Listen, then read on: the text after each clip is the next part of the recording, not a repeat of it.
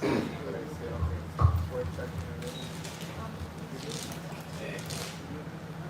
Krishna. So, how's everybody doing? Good? Yes, Yes. Air conditioning's good?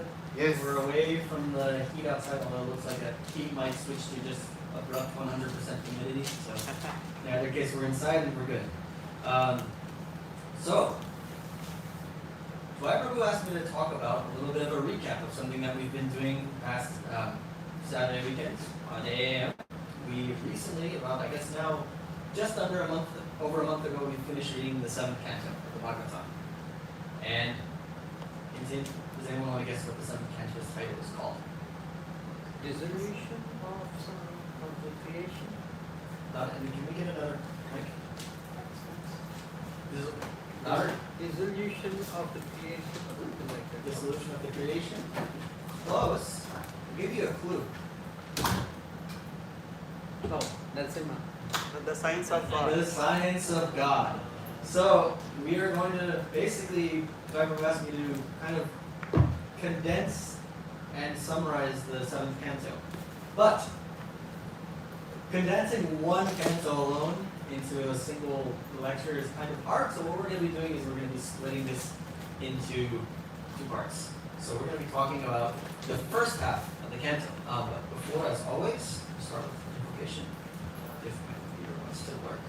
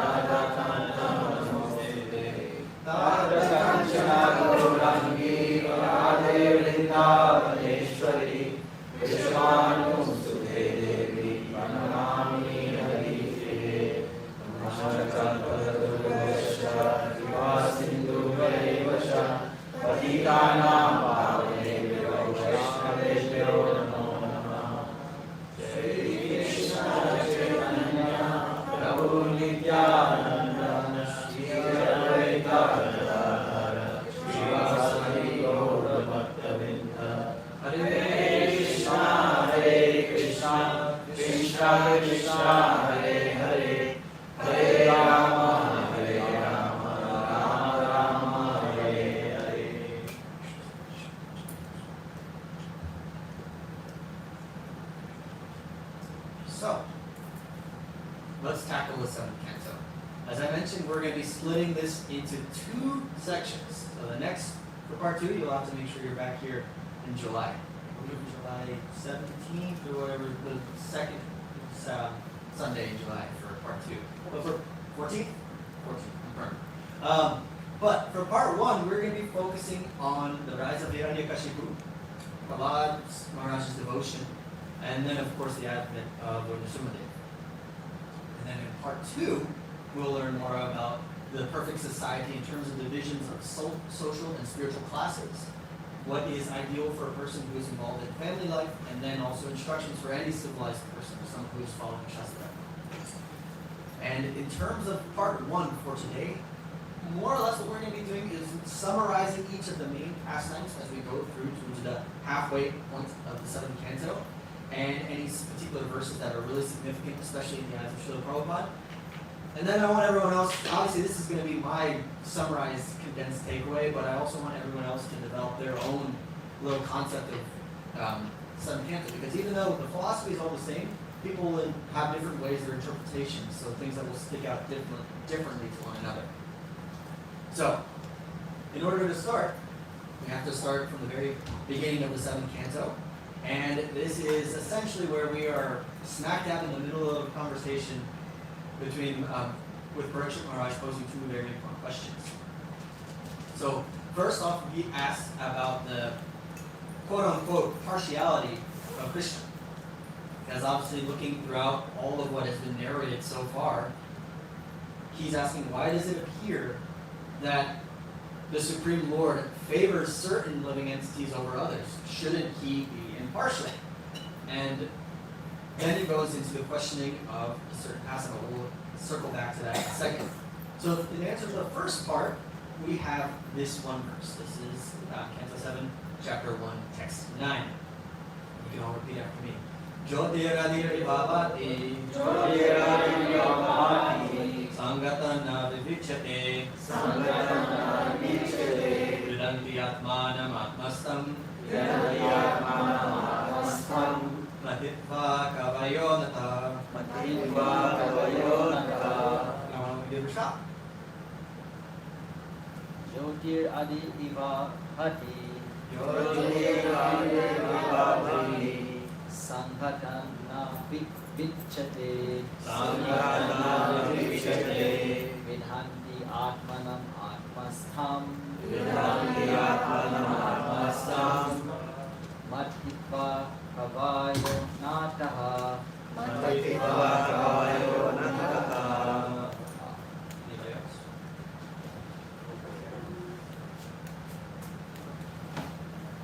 Jyotir Adhir Ibhavati, Jyotir Adi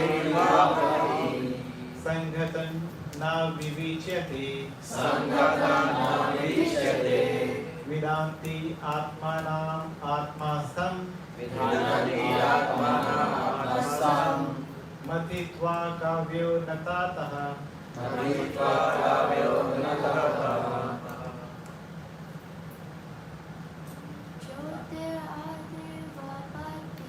Jyotiradi Bhavati, Sangatana Vivichyate, Sangatana Vivichyate, Vidati Atmanam Atmastam, Vidhanti Atmanam Atmastam, Mattiv Kavayonya Natate Natatama. Matitva Kavayo Nataha. Would anyone like to read the translation?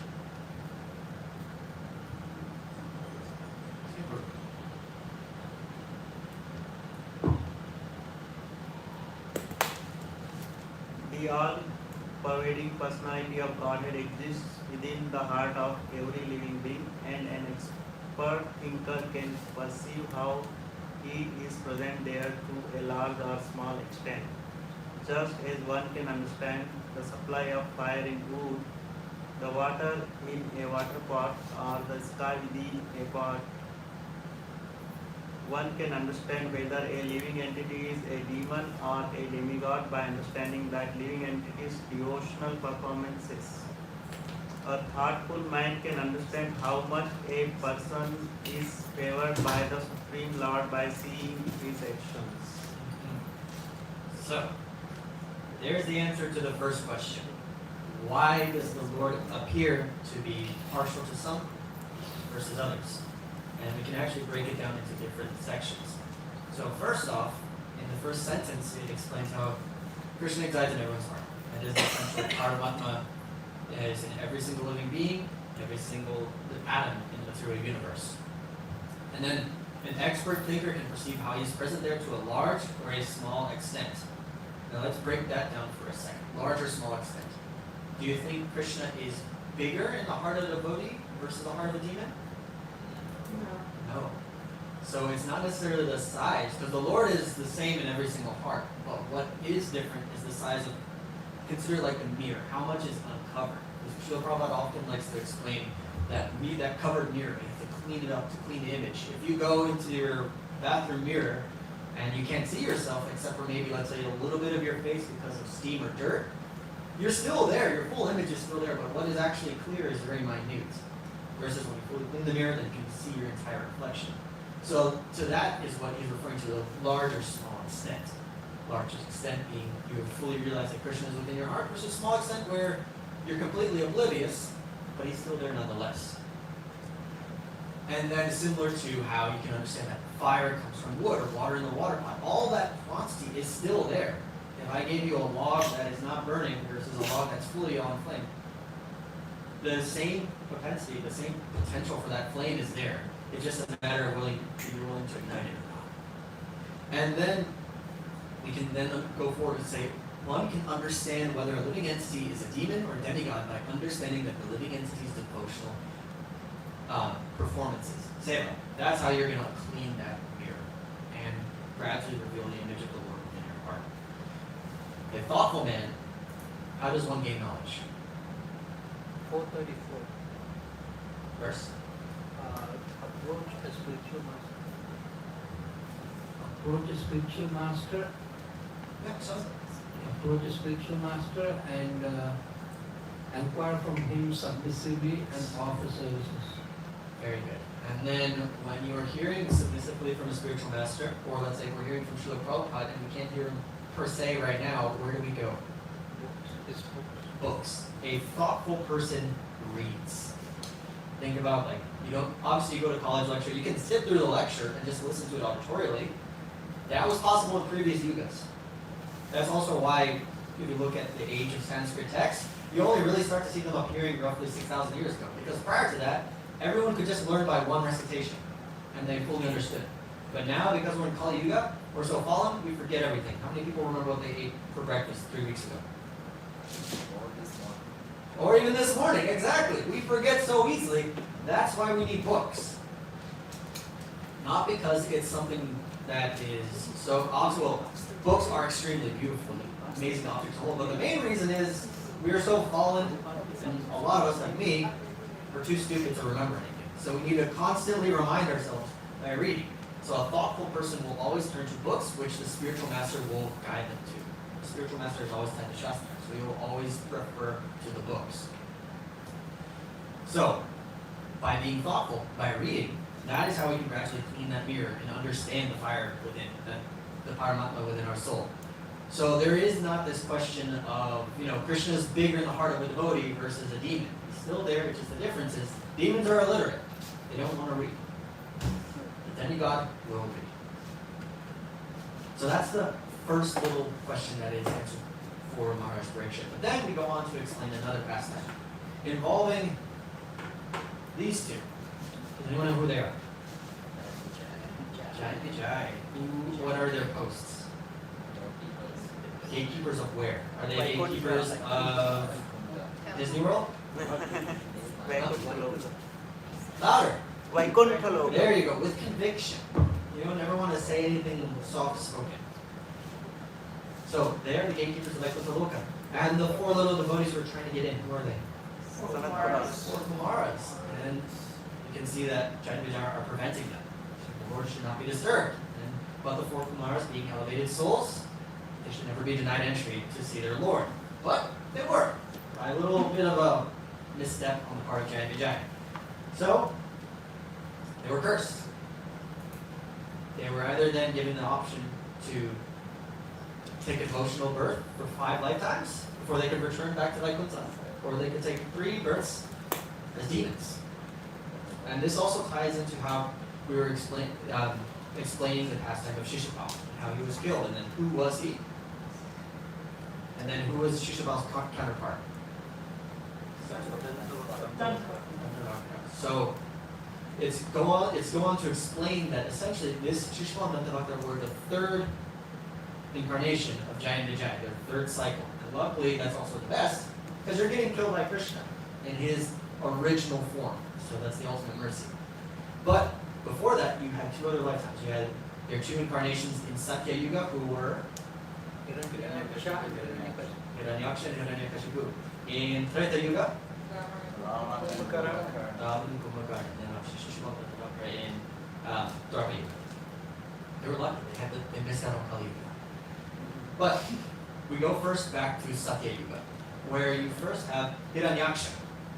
And Hiranyaksha was a very powerful demon, obviously along with his brother. And by terrorizing the universe, the earth became so heavy also with the burden of all the essentially sin. Now we think about the sin on planet Earth, it's more metaphysical, but in previous yugas, the way that the material verse is situated, sinful activities have a much more profound effect on planetary systems, to the point where Earth literally sank down in its position. And we'll get a little more in focus into Vedic cosmology later on in the PowerPoint, but essentially Earth became so heavy with sinful activity, it began to sink, as well as the ocean, to the ocean rising. And then the Lord took the form of Varaha, the reddish boar, where he was able to lift up the earth on his tusk. Does anyone know why he chose specifically the form of a boar? What are boars good at?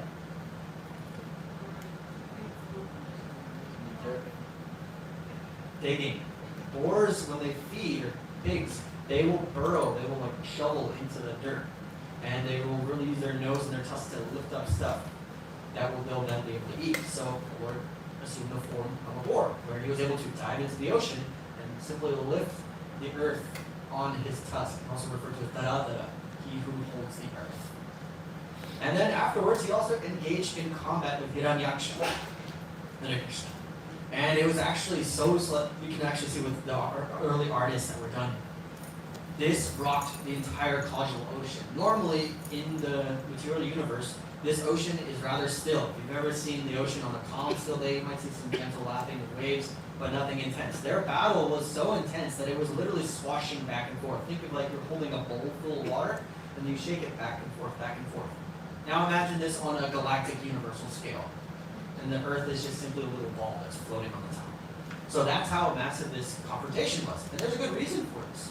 When the Lord wants to fight, he wants to fight. He wants global, or in this case, universal stakes. But otherwise, it's not fun. It's like going out and just kicking a ball versus playing in a competitive match. So the Lord has these desires, and he wants to make sure they're on a very large scale. And in order to do so, his devotees, Jai Vijay, accepted that demoniac birth to give him a fair fight. It was never fair. Obviously, Hiranyaksha got his, how do we phrase this in a nice, friendly way? He got his rear end handed to him.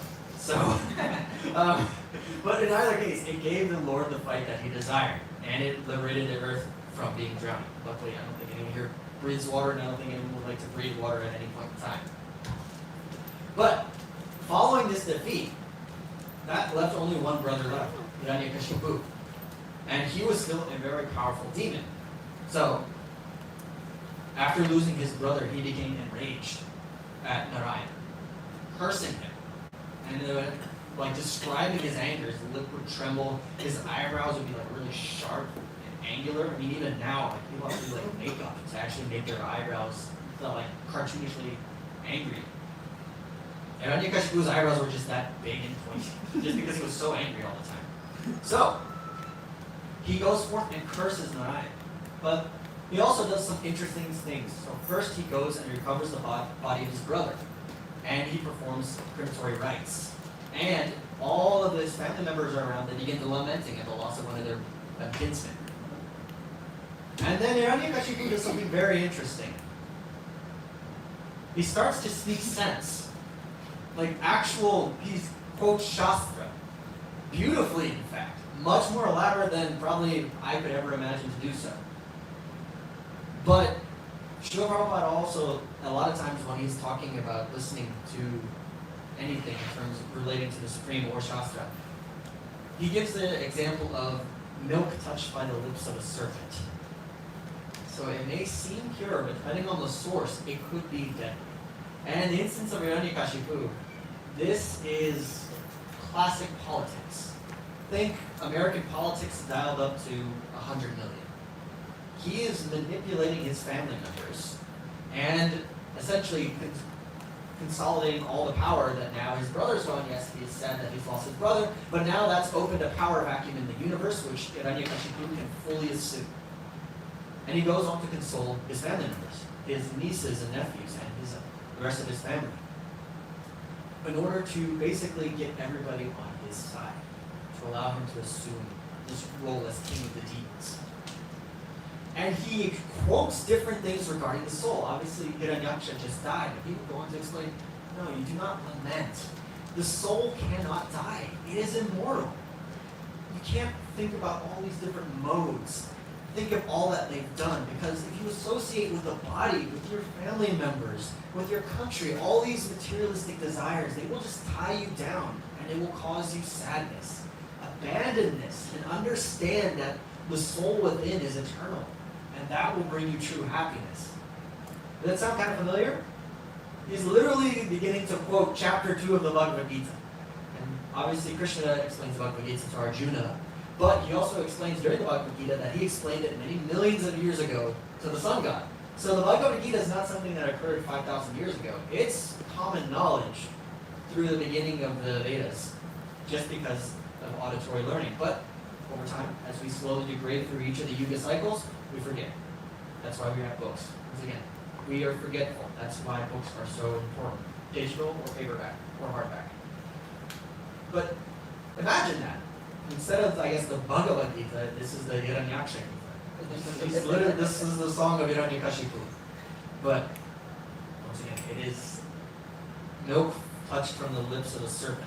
Although, he probably doesn't have a forked tongue, but I could also imagine Hiranyakashipu like singing out a forked tongue as he's saying all of his Shastra to his family members. But they all are appeased, they are calm, and their sadness is whisked away. And this is now where Hiranyakashipu can enact his master plan. He has successfully calmed his family members, assumed all the power that has been left behind with his brother's death, and he takes the role as king of the demons.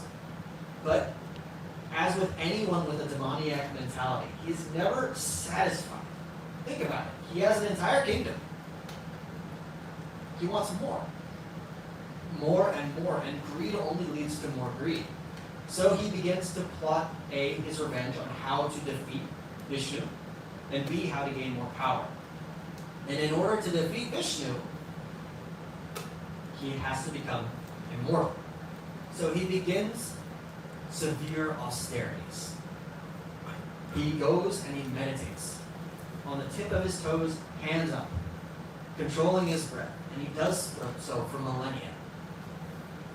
Such to the point that his breathing itself causes such an intense heat in the universe that all the celestial demigods, everyone begins to become worried by the intense heat. And they go to Brahma and they ask him, please, go, stop this before the entire universe is burned down. That's how harsh and severe Hiranyakashipu's austerities were. So, Brahma eventually says, very well, I will go. And he goes off to where the last place where Hiranyakashipu was seen meditating and performing austerity. But all he sees is an ant pile, a little bit of skeleton fingers poking out from the top. So he sprinkles some celestial water over on top of the ant pile. Kind of think about like out here in Florida, we have the fire ant piles. Just imagine a really, really big one. Except this one's filled with much more nasty stuff, because I'd rather take an anthill filled with fire ants than an Hiranyakashipu any day. But he sprinkles on that little water, and gradually Hiranyakashipu emerges with a beautiful golden form. Muscles are rippling, hair is flowing, shimmering black. He has a beautiful celestial body. And Hiranyakashipu then goes on to do something astounding again. So earlier, he talked to his family and essentially spoke the Bhagavad Gita to them. Now, he is first off offering full humble obeisances to Brahma. And he also, in his prayers, praising Brahma, also actually praises Narayan at the same time as well. More so just to save face, do the correct political thing to do to make sure he gets the desired result. And then he goes and asks for immortality. Now, obviously, Brahma cannot award this because Brahma himself will die. Obviously, for him, he lives the entire lifespan of the universe. Full 100 years, and at the end of that 100 years, Shiva performs his dance of destruction. The entire material world is dissolved. Brahma returns back to Vaikuntha Loka. And then the entire universe goes into the pores of Mahavishnu. He exhales, and the whole process starts again, and we have a new Brahma. So even Brahma is not immortal. But Hiranyakashipu, being a cunning politician, tries to find a loophole. And he first asks not to be killed by any created being from Brahma. So man, animal, demigod, demon, you name it, anything that has a pulse, anything that has its cells firing, mitochondria is the powerhouse of the cell, anything that shows any sign of life, he can't be killed by it. He doesn't want to be killed inside or outside. He doesn't want to be killed up in the sky or down on the ground. He doesn't want to be killed by any weapon. It could be a little like slingshot with a rock. It could be a full halberd axe. He doesn't want anything to be able to kill him. He wants no rival on the battlefield. Doesn't matter the size of the force, he can take them on. And then he wants all the different types of mystic austerity bestowed upon him. So essentially make him immortal. And Brahma sitting on his swan, listening to the whole thing, and just saying, yeah. And obviously, Brahma knows already the advent of the Lord will happen. He's already seen it before with Hiranyakashipu's brother.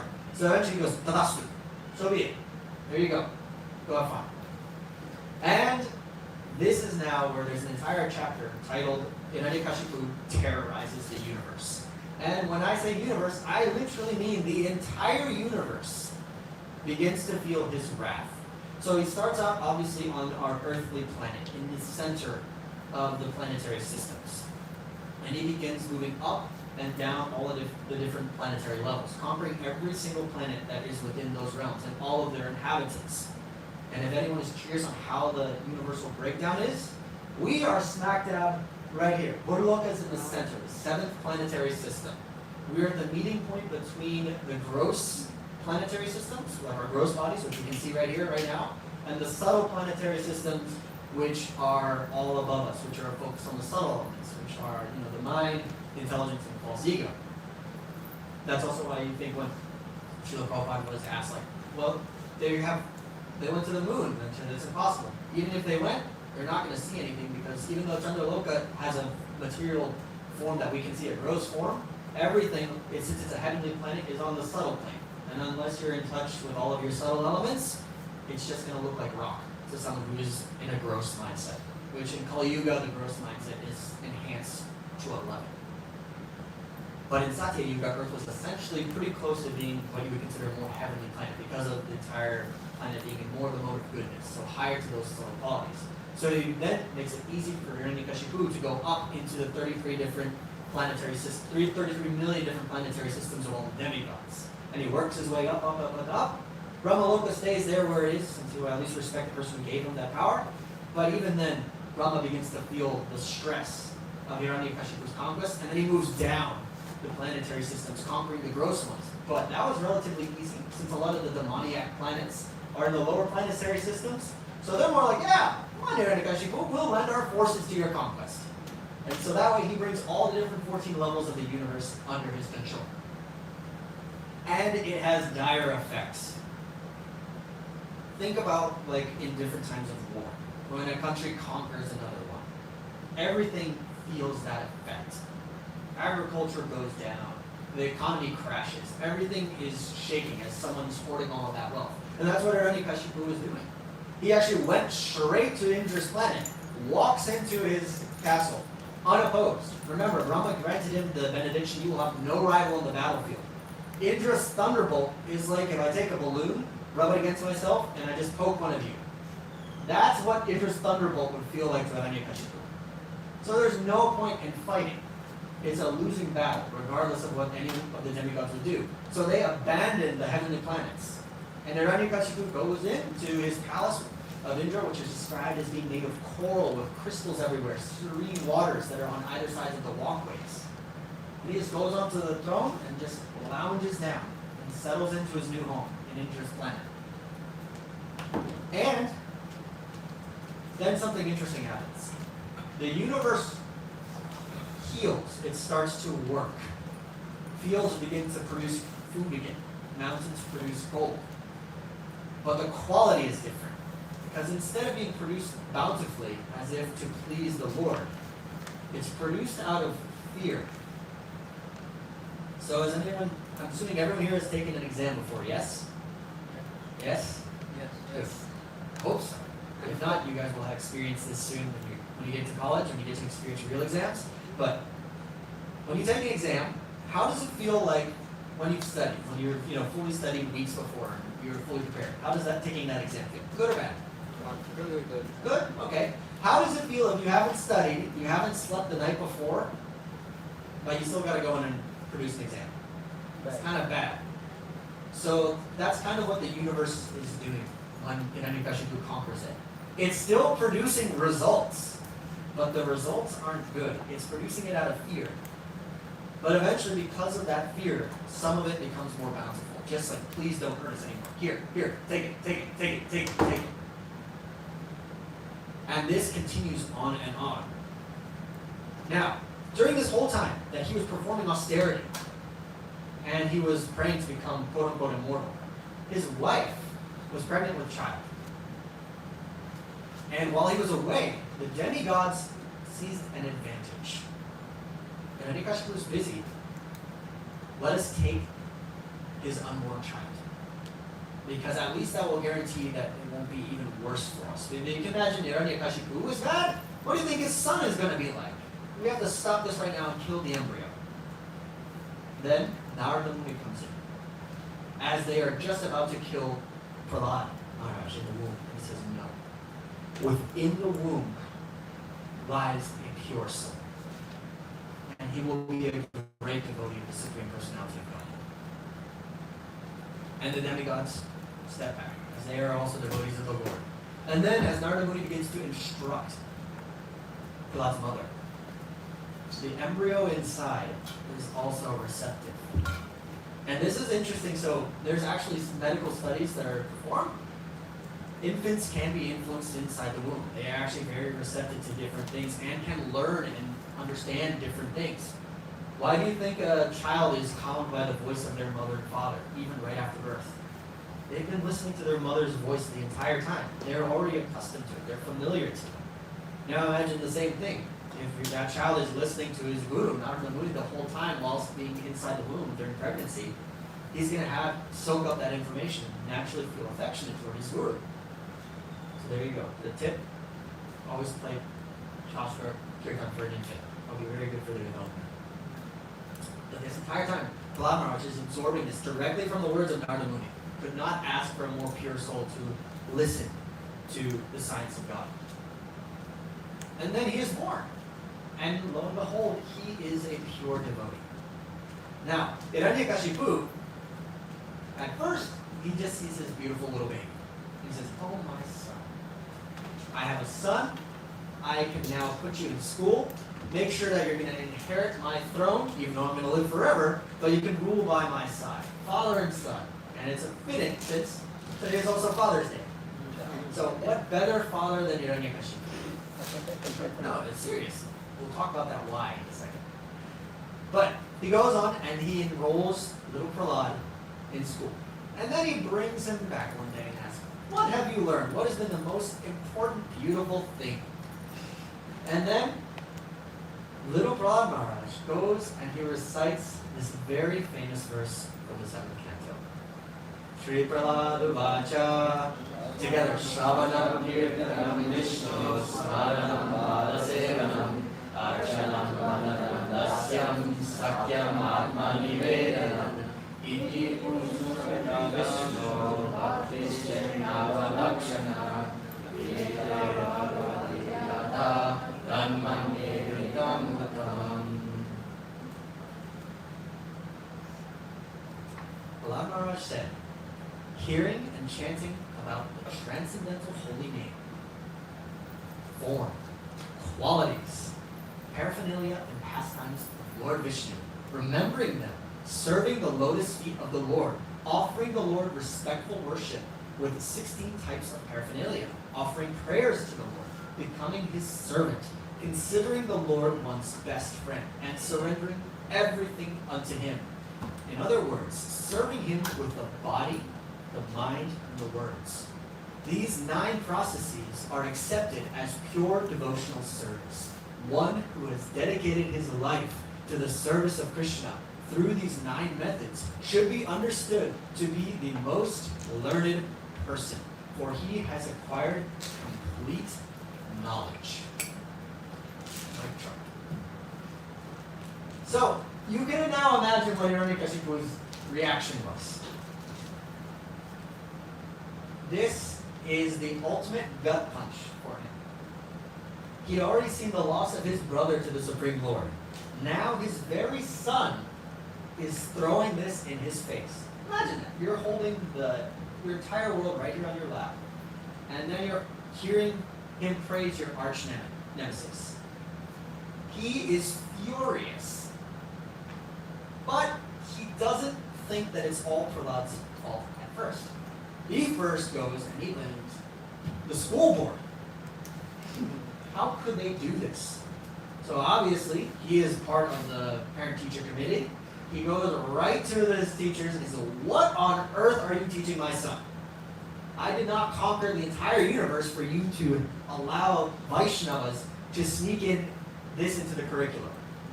He should be an expert politician, businessman, learn military arts, not this. So let's actually break now this entire thing down into each of the 9 processes that Prahlad Maharaj spoke to his father. We start with Shravanam. Hearing, there's a reason why he mentions Shravanam first. Because the sound from the lips of the pure devotee is what sparks everything. When Srila Prabhupada came here in 1965 and he crossed the ocean, and then he worked his way down to New York, he had a trunk of books with him. But when he set up in Tompkins Square Park, he was not reading from the book. What was he doing? He was chanting. Because that's the first step. How can you read Shastra if you don't first chant and develop the slightest attraction? So that's why hearing is always the important step. And then in the purport of the verse, Srila Prabhupada says, hearing from the text of Srimad Bhagavatam is considered the most important process of hearing. So that once you begin to start hearing the glories of the Lord either by chanting, then you're primed, your mind is ready to absorb. Then you can start to absorb more in-depth material of the Srimad Bhagavatam. And once again, as Srila Prabhupada says, it is considered the most important process of hearing the Bhagavatam. And then you go on to Kirtanam. The process of transcendental chanting can be easily performed by anyone. So that can be someone as small as 4 years old, all the way up to 94 years old. Srila Prabhupada says even a dog can chant. So if a dog can do it, why can't you? Everyone can chant, yes? Yes. Yes? Yes. With conviction. Yes. Yes! There you go. And in this age of world hypocrisy, the only way is by chanting the word Hare Nam, Eva Kevalam, Kalo Nasteva, Nasteva, Nasteva, Gatiram. It's the only way. In previous yugas, you could do severe austerity and meditating on the Supreme and attain self-realization. In Treta Yuga, you could do fire sacrifice. In Dwarpa Yuga, solely by worship of the deity. In Kali Yuga, we're so fallen that all the other processes we still perform, we can still do because they'll still have benefit. But because we're so forgetful, our mind isn't as strong and focused, and our lifespans are so short. Krishna literally has to put spiritual realization on the easiest setting possible. And he gives, okay, chant. Can't give it any easier. Chant my names. That is kirtan. And then you have smarana, remembering the Supreme, focusing everything, bringing back the senses, reeling in the mind, remembering the Supreme. How am I going to serve him? If there's like a particular form that really attracts you.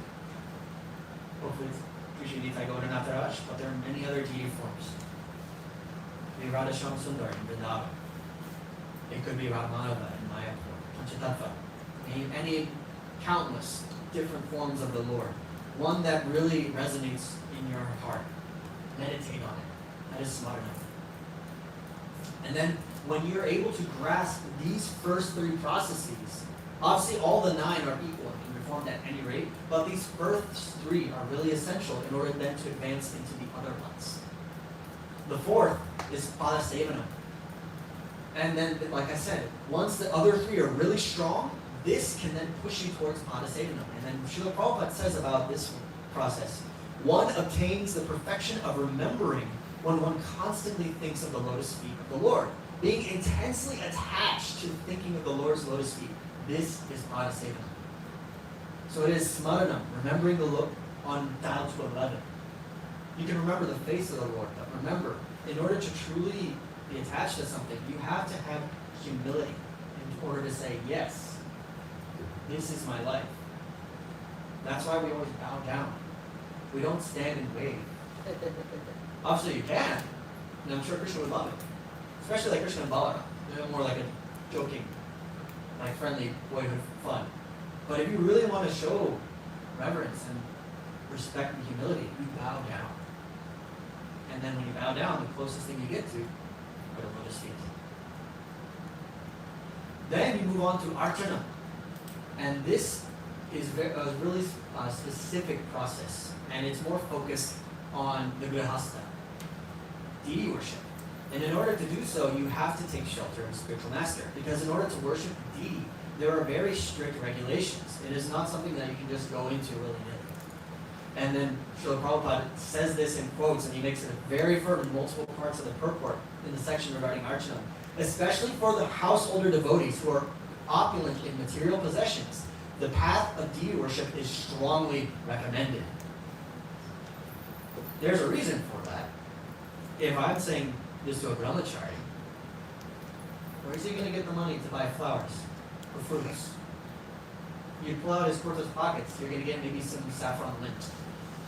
So you can't opulently worship the Lord. It is meant to be done in opulence. And it's the grihastas, the householders, who have accrued material wealth. And then rather than just spend it on a jet ski, you can actually direct that towards something even more beautiful. Also, no one likes jet skis anymore. They're really annoying. But it requires a guiding hand. It requires the Guru's instruction.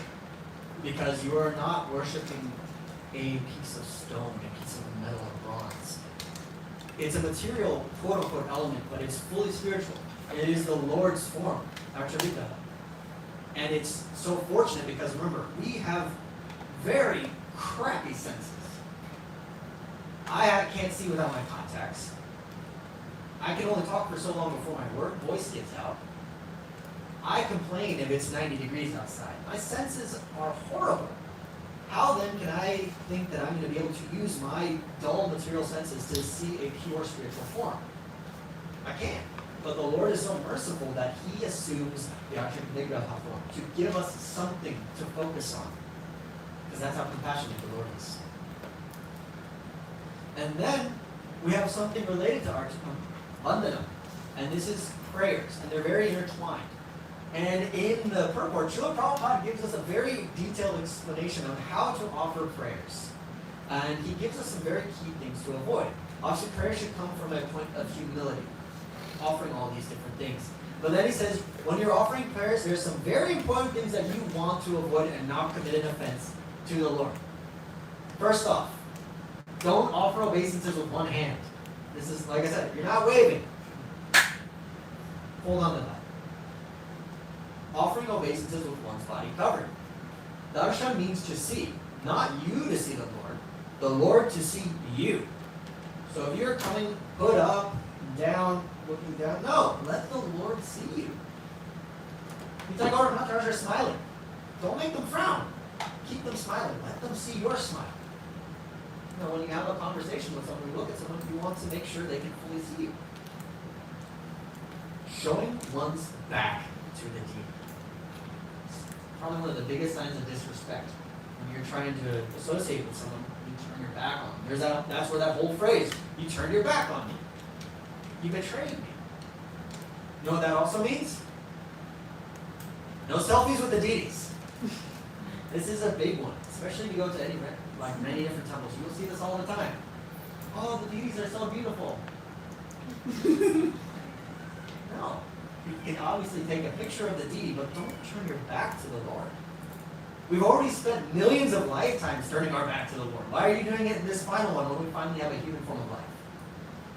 Face forward with determination. That is your goal, not the doorway in your phone. And then offering the obeisances on the left side of the deity. What is the left side often called? heart, yep. And then also bring yourself closer to Krishna. And then offering obeisance is very dear to the deity. When we come in, do we want to step over and get extremely close? No, there's a reason why there's a bar here. You want to give the Lord space, because when we're coming into the temple, unless you perform your purificatory processes and you are on the altar performing the puja, you should not be too close. Think of it like when you go to the hospital, you have to obviously put on sanitary equipment, keep yourself clean and protected. Stay away from the Lord. Unless you're in a clean sanitary position, you should not be too close. So, can I just interrupt you about left side of the deity? So, just to be specific, it's the left side of the deity, not the left side of the body. Because usually, just to be clear, Yes. your left side have to be closest to the deity. Exactly. Yep. You want your heart closest to the deity. And once again, no selfies with the deities. You see that? I maybe just put this like in a little plaque right on the temple line just to remind people. But it's also good to catch people and then explain to them why. It's one thing to be that angry temple devote, like, don't take selfies. No, you want to encourage people to use their phone instead of for material purpose, for a spiritual purpose, but you want to make sure it's with the correct mindset. Because what's going to happen when they're going to post a selfie? They're just going to see themselves and maybe the crown or the turban of Nitai Gauda Maharaj, instead of no one wants to see them. They want to see them. So, there we go, little pet peeve. And then we move on to the next process, Dasya. And this is a quote once again from Srila Prabhupada's purport. If one simply continues to think that he is an eternal servant of Krishna, even without performing any other process of devotional service, he can attain full success. For simply by this feeling, one can perform all 9 processes of devotional service.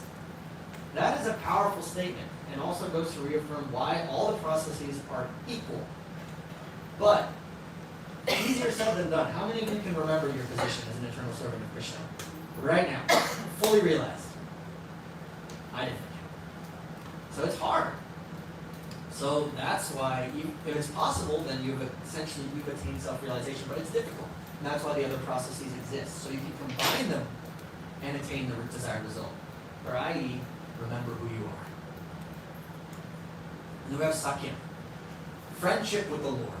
When a devotee is pure in heart, the opulence of his worship of the deity diminishes. A spontaneous love for the personality of Godhead is manifested. This is where you're switching from the "Oh Almighty Lord" type of worship to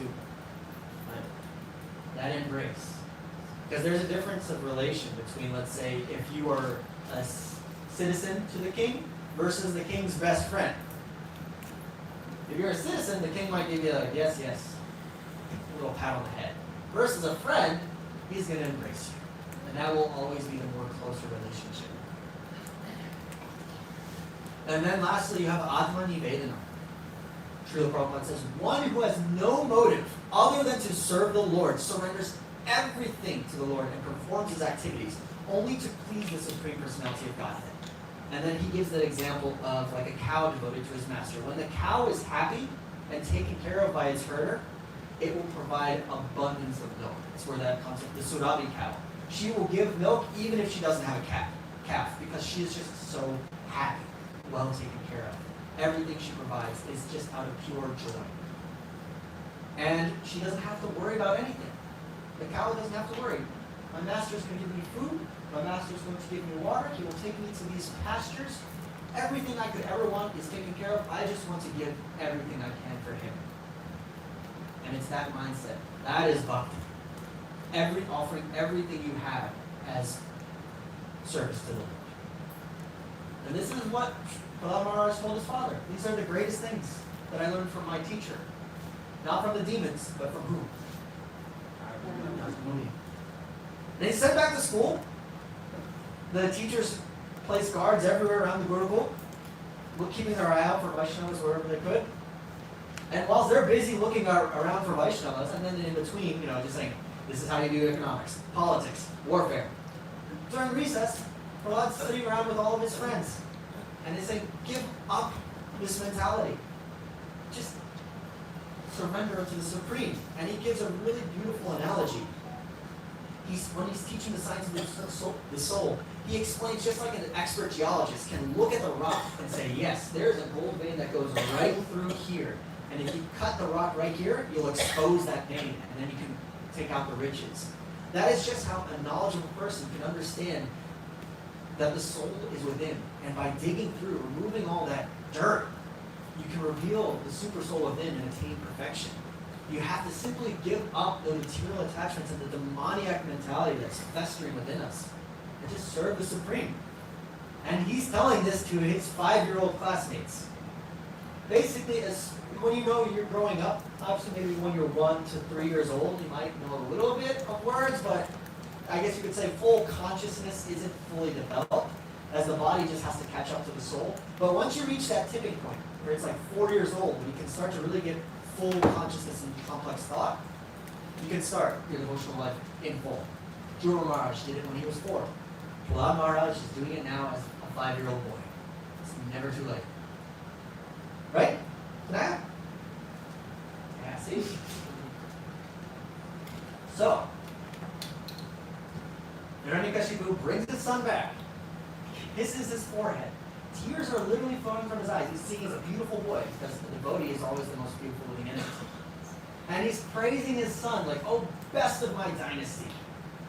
Please tell me some amazing things you've learned from school. And he's confident because he knows, yes, my teachers have locked down the school. They've taught him the best possible way to be a top-class demon. Prahlad goes on to praise the Supreme. Once again, Hiranyakashipu is livid. And this time he knows, because he took the measures to make sure no devotees could get into the school, it is his son. And he literally just throws him off his lap and says, get this thing, not even my son, out of my sight. Kill him. So, they tried to do many different things to kill little Prahlad. They tried throwing him off a cliff. They tried trampling him with elephants, feeding him poison, putting him in a den with poisonous snakes. They tried weapons. They tried everything. Nothing works, because each time Prahlad Maharaj had full faith that his Lord would protect him. And he did. And then to the point where he was brought to the throne room, Hiranyakashipu looks at his son and says, where do you get your power? He says, from Narayan, from the Supreme, just where you did. And then Hiranyakashipu starts saying, is he in this pillar? Yes, Father. Whack. Is he in this pillar? Yes, Father. Whack. Is he in this pillar? And right as he says that, it's described that he heard a sound that is like nothing the world had ever heard before. And then with one whack of his sword, who comes out?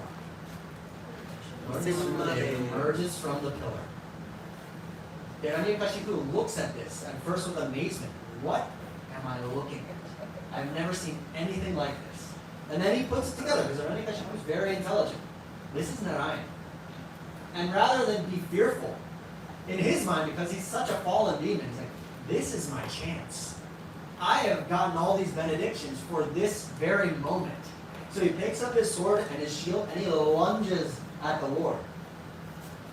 And the Lord obviously takes this form, and he's aligned as a big cat. He literally plays with Hiranyakashipu like he's a cat.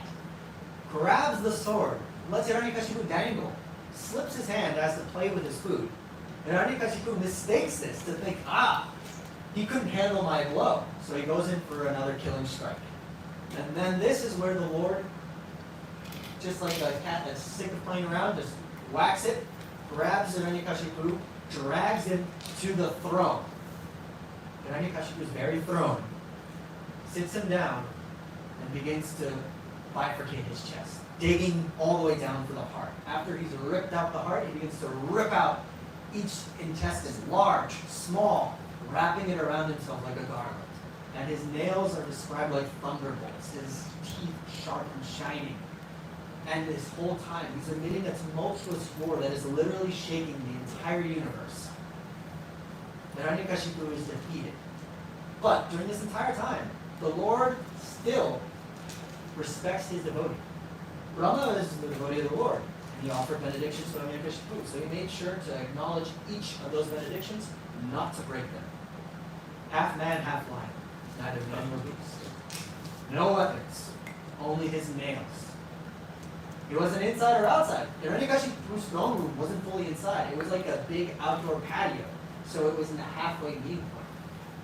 He didn't come in the morning or in the evening. What time did he come to kill the Lord? Twilight. That meeting point between the two. He wasn't in the air when he killed him. He wasn't standing on the ground. He was on his lap. And he wasn't a created living being. Never was there a time when you or I did not exist. So even Hiranyakashipu didn't realize you're not the body. You're the soul. The soul is not created. It's eternal. So, and who's more eternal than the Supreme Lord? So all of the benedictions were respected by Lord Nrsimhadev. And then this entire time, Prahlad Maharaj is off to the side, watching. And at last, when he's finally done with this mangled up little corpse, he throws it down the steps. And he is furious.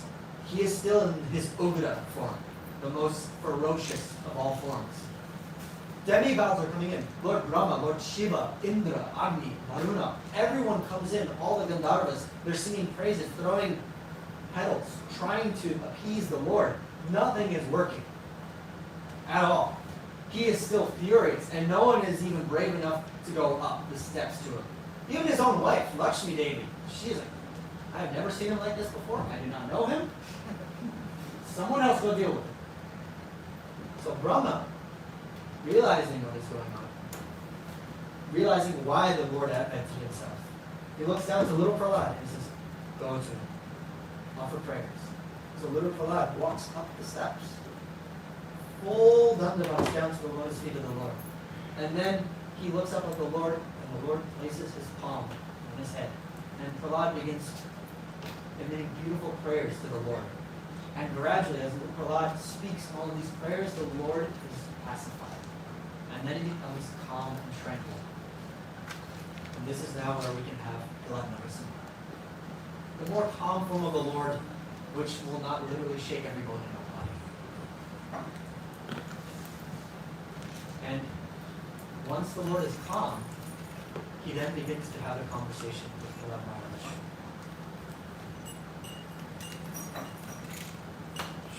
Hi,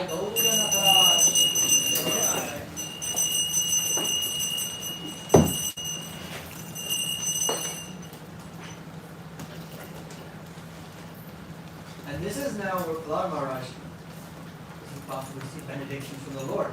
And he could have had anything. The Supreme Personality of God, the source of everything, asked me for any benediction, my devotee. Prahlad could have asked for mukti. He could have asked to have the Lord just take him back to the spiritual realm right then and there. What did he do? He asked for the deliverance of his fathers. He asked, please forgive my father for his insolence. He did not know. He didn't know any better. And the Lord is pleased with Prahlad Maharaj's request. So he goes forth and he says, do not worry, my child. Your father has been liberated, and you should not lament for any of his past sins. They have all been obliterated as soon as my nails touched his chest. And then not only Hiranyakashipu, but for 21 generations of Prahlad Maharaj's family, a family of demons, liberated. It's all set. Your entire family is taken care of. And then he said, you will now rule your father's kingdom, and you will do so happily, because you will know that I am always with you. Your mind will constantly be meditated upon me. And Prahlad Maharaj did so. Full opulence. And even though he had the entire kingdom of his father, the only thing that was on his mind was Hari. Nothing else. You could have thrown 100 million grams or kilograms of gold at Prahlad Maharaj. He would be unfazed. Because the only thing that he would focus on, the object of his vision, was Hari. And then gradually, because Prahlad Maharaj is in charge of the throne, Satya Yuga would settle itself into its more beautiful age of goodness. The worlds were restored, the demigods reinstated in each of their planets, returned to their control. Everything began flowing once again. Rivers provided ample water, fields of grain. The universe was settled. And that's the first half of the seventh canto. So now, we're going to do a little bit of discussion. Rather than me continue onwards, I want to hear from all of you. Who would like to say what is the essence of the canto? What's something from the first half of the seventh canto that really stands out as significant? We have a couple of mics for the next 5-10 minutes. We go and share any thoughts from the seventh canto.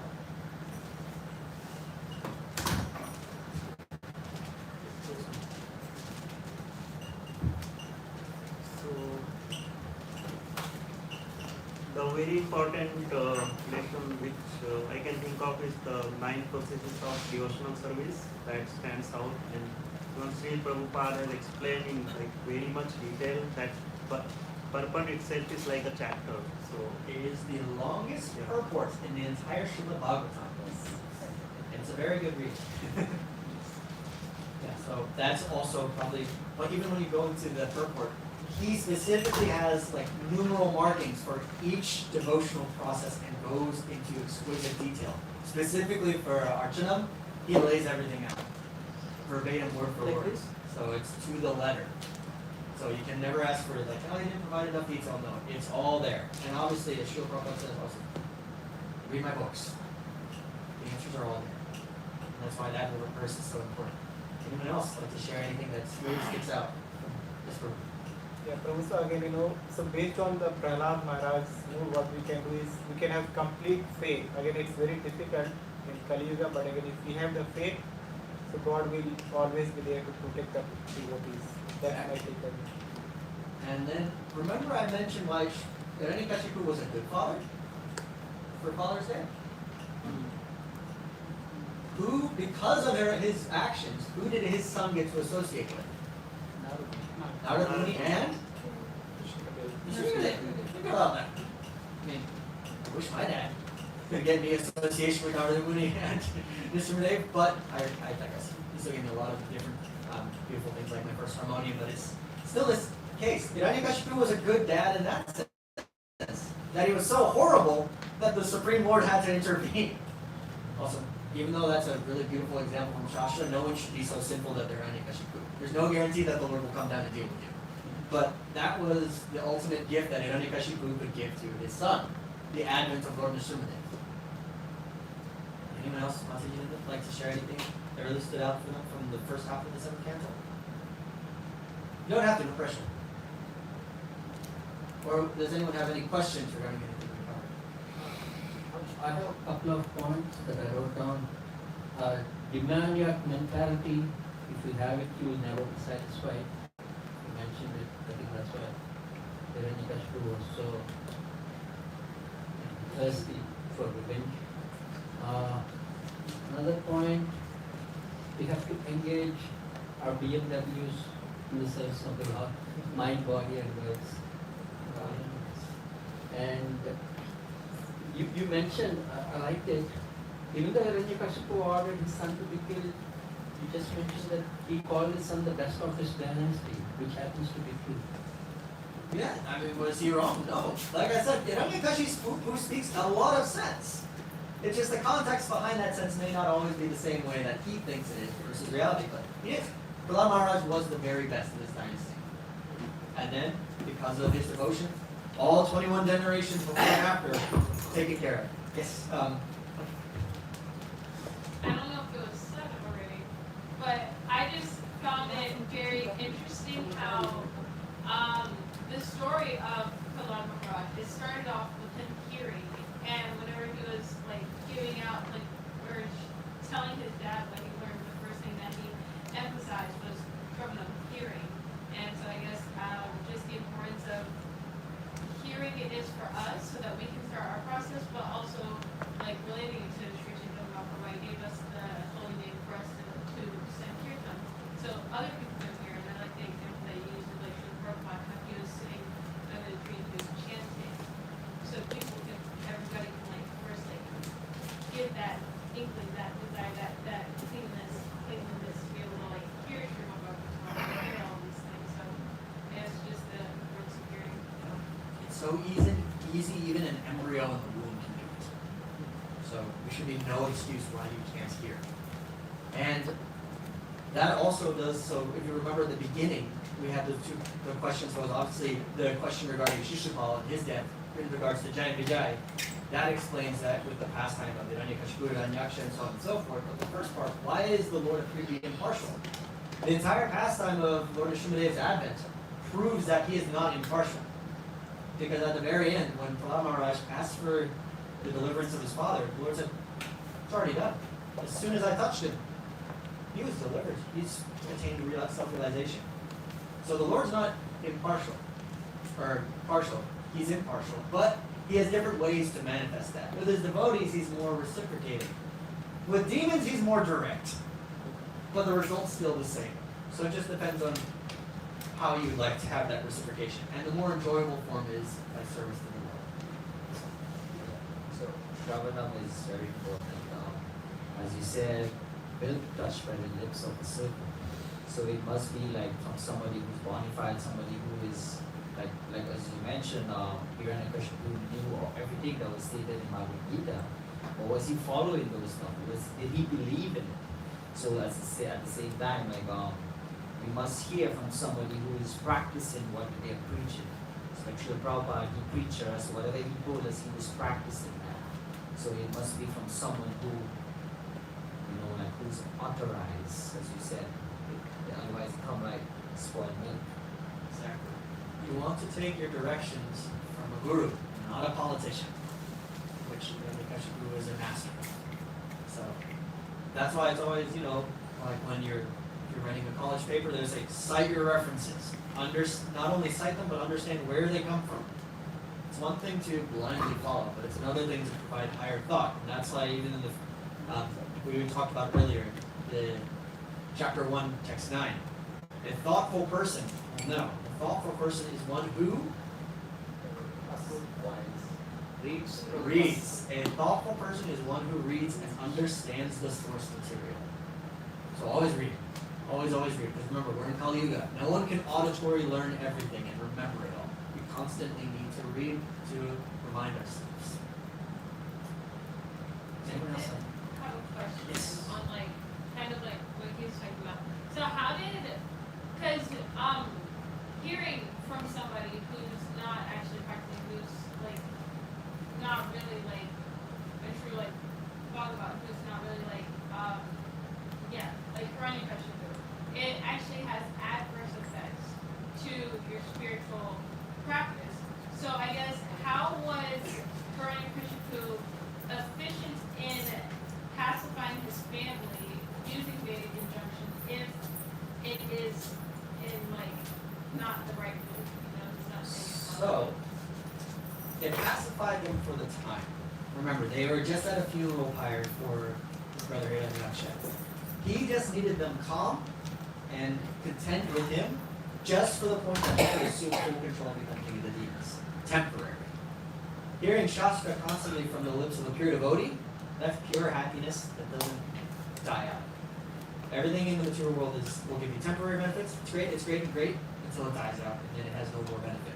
But it's for Hiranyakashipu, he just needed it to serve a purpose to the point where he could then become immortal. So then, after he became immortal, he could care less if his family loved him, hated him, respected him, or had that happiness by understanding Shastra, because he had the throne, he had all the planetary systems under his control.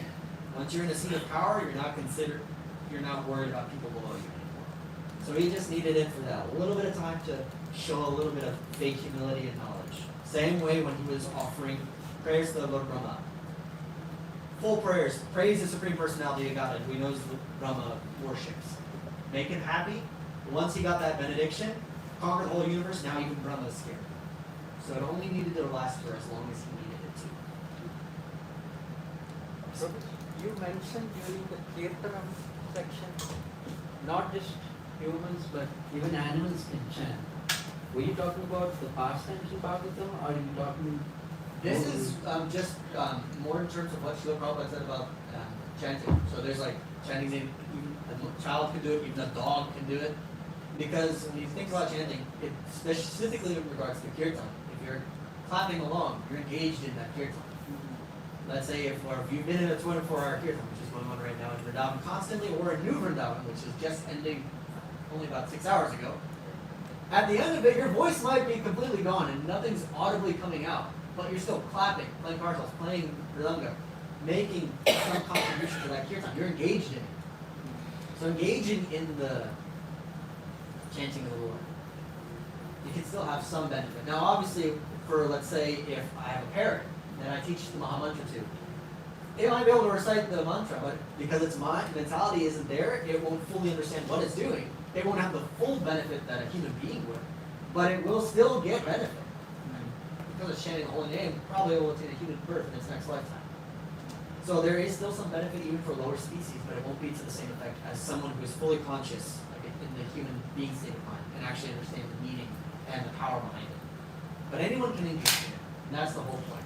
Like you can even go out, like say, if we go out to Harinam, or like Yola, like Sunday, we all should be there. If we're followers of Mahaprabhu, we have to follow the Sankirtan movement. You could go out there and you could have someone who's completely high or drunk, not even aware of their surroundings, completely oblivious to the world. 1 or 2 claps and maybe a slurred Hare Krishna, they'll still get some benefit. That's how potent the holy name is in the age of Kali. So that's why if you're ever thinking of difficulties, meditate on this pastime and have these processes that Prahlad Maharaj gave, because ultimately it fully delivered not only him but his entire family. So it's the ultimate charity work. So for the last 10 minutes, we're actually gonna throw it on over to Bhaja Govinda.